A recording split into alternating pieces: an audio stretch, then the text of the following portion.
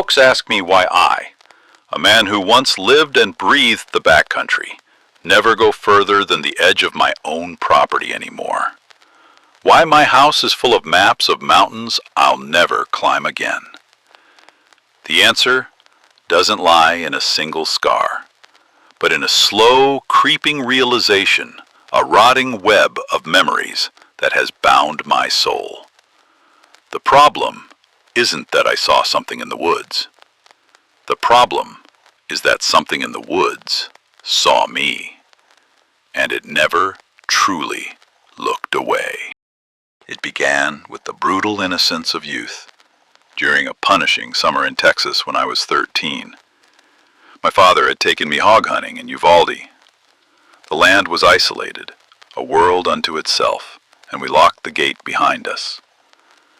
That first night was a premonition. It wasn't a boy's usual fear of the dark.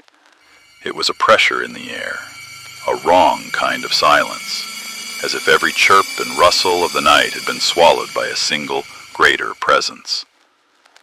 I lay there, drenched in sweat, feeling eyes not from any one direction, but from all of them at once. The next morning, that formless dread took shape.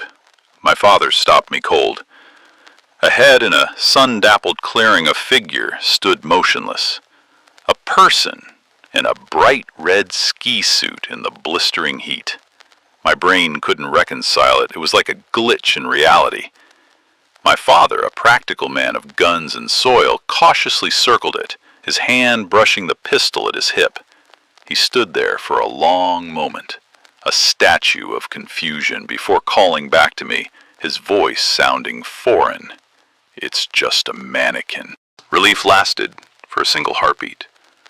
As I got closer, the true horror locked into place.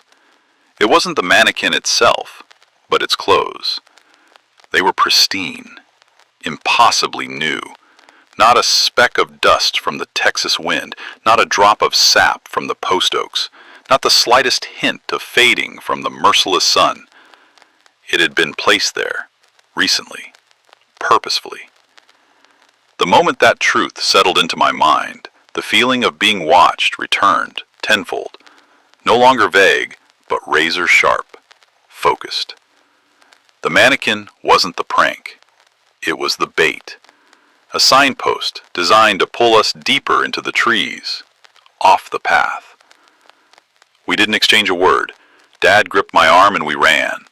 The silence on the drive home was heavier than 1,000 screams. Years passed. I buried that memory, casing it in adult skepticism. I became an outdoorsman, as if trying to prove, by force of will, that the woods held no power. That hubris is what took me and my girlfriend, my wife now, to the Grand Tetons. This time, I thought I knew the enemy. "Bear aware," the signs screamed. But what we met wasn't on any sign.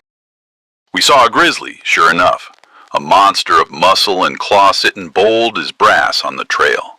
But as it started toward us, my confidence shattered.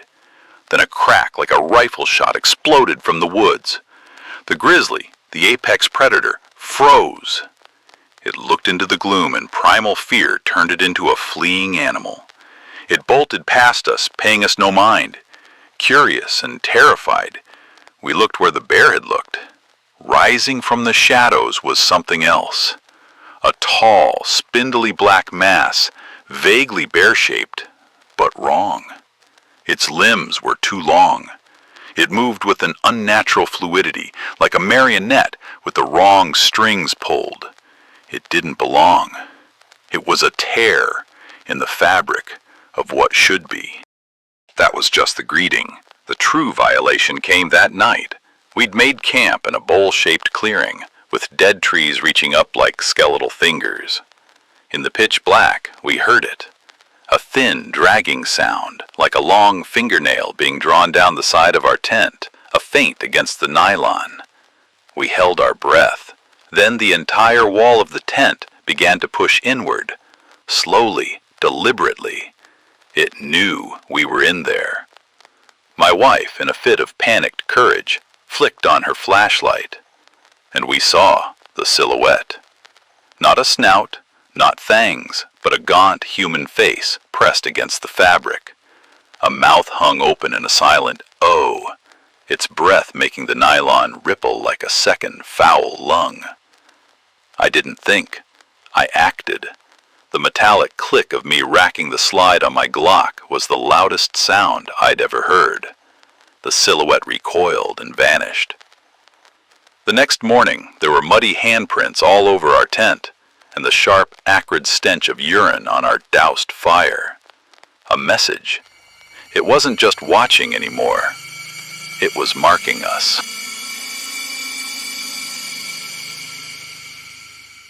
My last reserve of courage broke years later in the mountains of Idaho.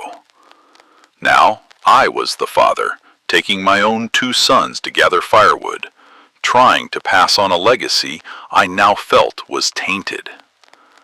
I felt it the moment we started up that old logging road, that electric sense, a heavy awareness that the whole mountain was holding its breath, watching us.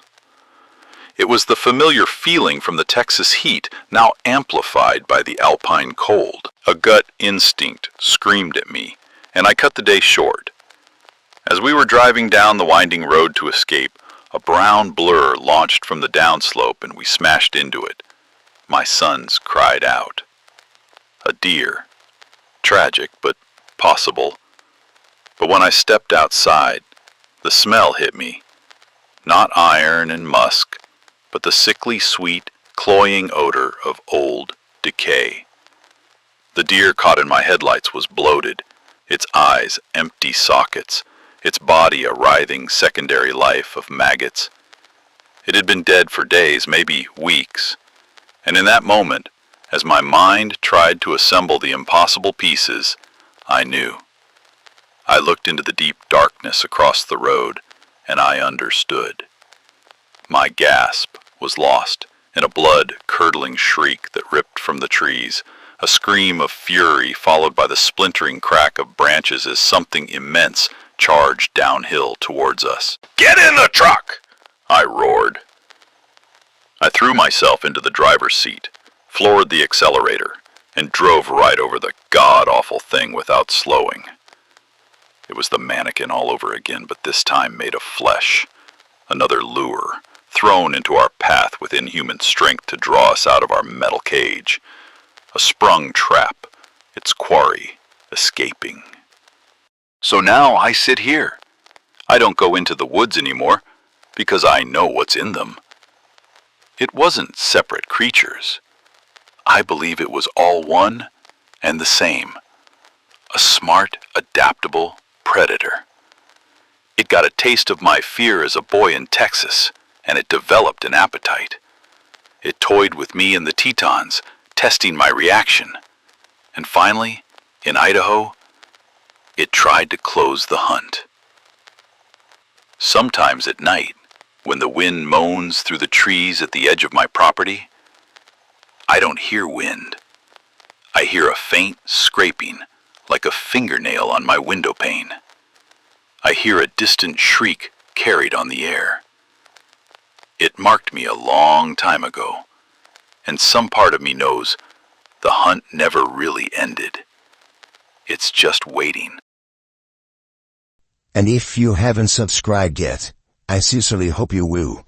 Please hit subscribe and turn on the notification bells so you won't miss any videos. The support means so much to me.